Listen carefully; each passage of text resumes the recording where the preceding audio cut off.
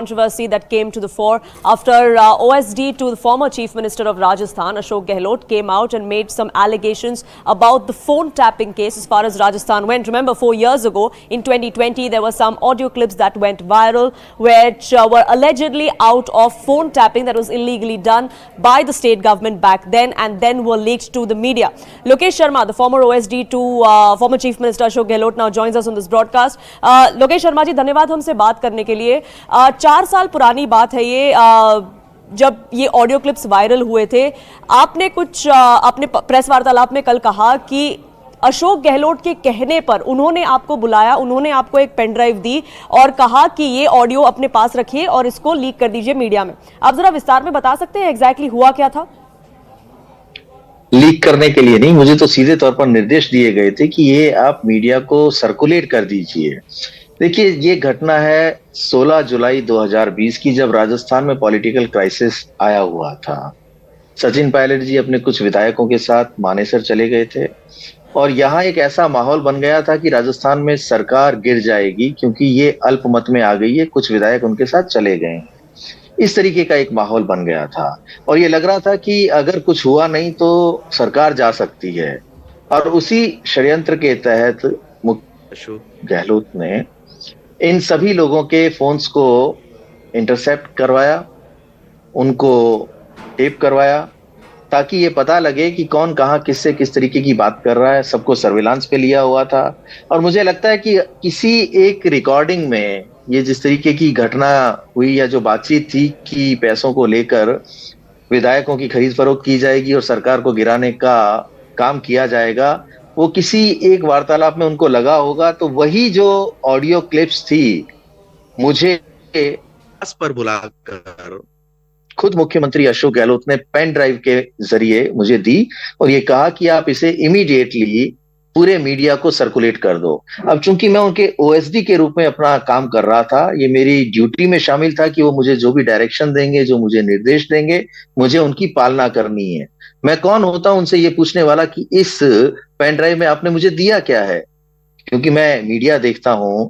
जो भी मुझे कहा जाता है कि आज मीडिया को मैनेज करना है, आपको ये शब्द मीडिया को बोलने हैं, ये हेडलाइन चलवानी है, तो मैंने हमेशा जो भी मुझे कहा गया, जो डायरेक्शंस दिए गए, उनको फॉलो. शर्मा जी, आपके फ्रेम के साथ कोई दिक्कत आ रही है. Will try and fix that. आप बता रहे थे कि आपको एक पेन ड्राइव दी गई थी चीफ मिनिस्टर ने, उसके अंदर क्या था आपको उसकी कोई जानकारी नहीं थी. उसके बाद क्या हुआ? वो पेन ड्राइव मैंने सर्कुलेट कर दी मीडिया में और मीडिया में खबरें आई बड़ी बड़ी कि भी सरकार को गिराने की साजिश रची जा रही है. केंद्रीय मंत्री गजेंद्र सिंह शेखावत और सचिन पायलट मिलके बीजेपी के साथ मिलके सरकार गिराने की साजिश रच रहे हैं. इस तरीके की बड़ी बड़ी खबरें आई. अगले दिन एफआईआर दर्ज हुई इन तमाम लोगों के खिलाफ, जो भी इनको लग रहा था कि ये कल्पित हो सकते हैं, विधायकों के खिलाफ या सचिन पायलट के खिलाफ राजद्रोह तक के मुकदमे दर्ज किए गए.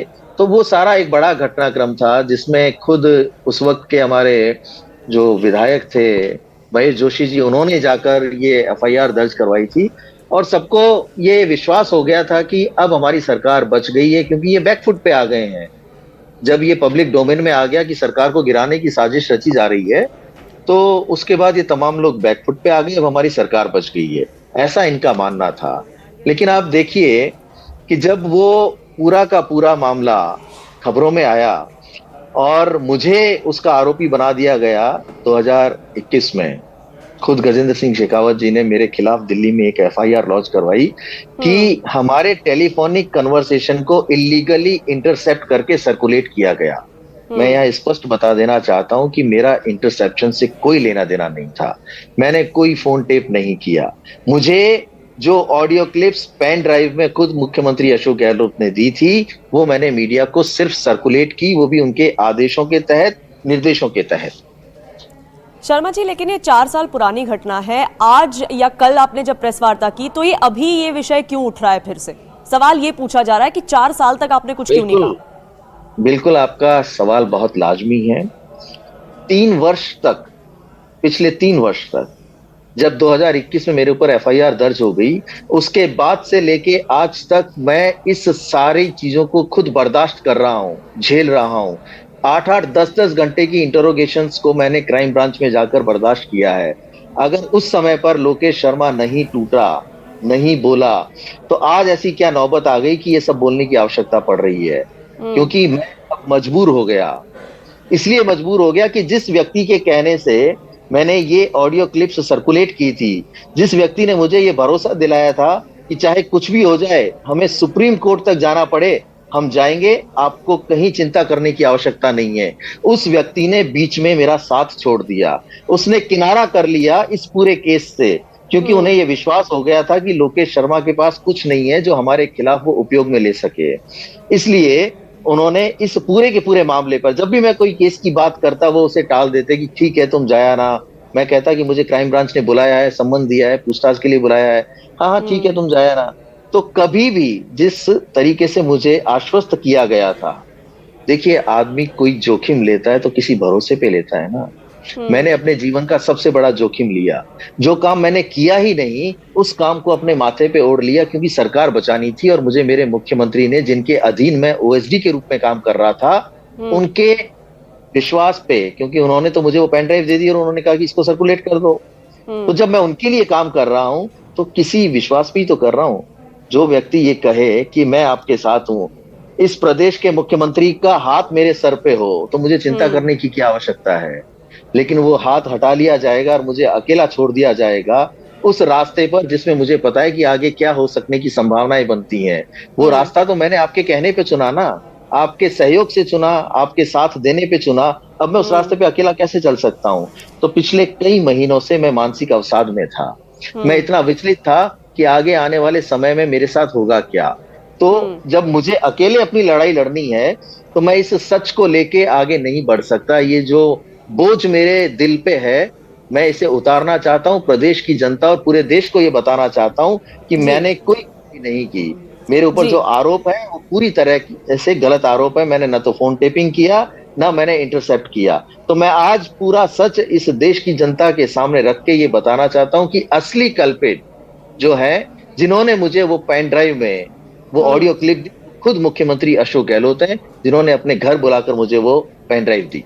शर्मा जी, आप पे आरोप ये भी लग रहे हैं कि ठीक है 4 साल बीत गए हैं, लेकिन आपने जो मोमेंट चुना आपकी ये टिप्पणी करने के लिए, वो बस 2 दिन पहले था जब जालौर का वोटिंग होना है, जो कल है। अब वहां से वैभव गहलोत, अशोक गहलोत के बेटे लड़ रहे हैं। उसके हिसाब से आपने वो मद्देनजर रखते हुए उसके बस 2 दिन पहले आपके ये आरोप लगाए हुए हैं। ये आप बीजेपी के कहने पे कह रहे हैं, ऐसा आरोप आप पे लग रहा है? देखिए, ऐसे समय में बोलने के लिए सिर्फ यही शब्द बाकी रह जाता है कि बीजेपी के कहने पे आप ऐसा कर रहे हैं। मैंने कोई समय का चयन नहीं किया। जब इन्होंने मेरा साथ छोड़ा तो क्या इन्होंने समय का चयन किया था? इन्होंने भी तो कोई समय नहीं देखा कि हम इसको बीच में कैसे छोड़ सकते हैं। तो जब मैं इतना अवसाद में आ गया, मैं इतना विचलित हो गया, तो मैंने ये तय कर लिया कि मैं इस बोझ को लेके आगे नहीं जा सकता। मुझे तो सच्चाई जनता को बतानी है। अगर मुझे डैमेज करना होता, जो आरोप लग रहे हैं, मैं उनकी सत्यता बताना चाहता हूं कि अगर मैं कोई बदला लेना चाहता या डैमेज करना चाहता तो क्या ये विधानसभा चुनावों से पहले नहीं करता क्या? अगर मुझे बीजेपी में शामिल होना होता तो मैं पॉलिटिकल व्यक्ति हूं, मैं वहां नेगोशिएट कर सकता था कि मेरे पास तो इतना सब कुछ है, आप मुझे टिकट दे दो, क्योंकि मैंने तो कांग्रेस से भी टिकट मांगा था, मुझे कांग्रेस ने टिकट नहीं दिया।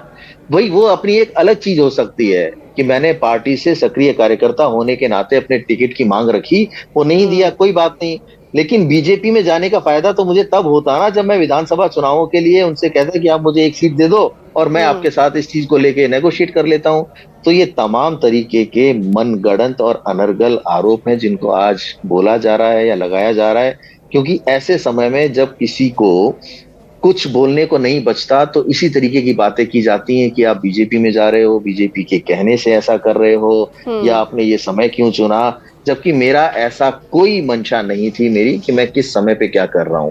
मैं दिल से इतना भर गया था, इतना परेशान हो गया था कि मुझे कुछ दिखाई नहीं दिया कि मैं कौन से समय पे क्या चीज कर रहा हूं। लेकिन कल मैं सच को उजागर करने के बाद से बहुत रिलैक्स फील कर रहा हूं।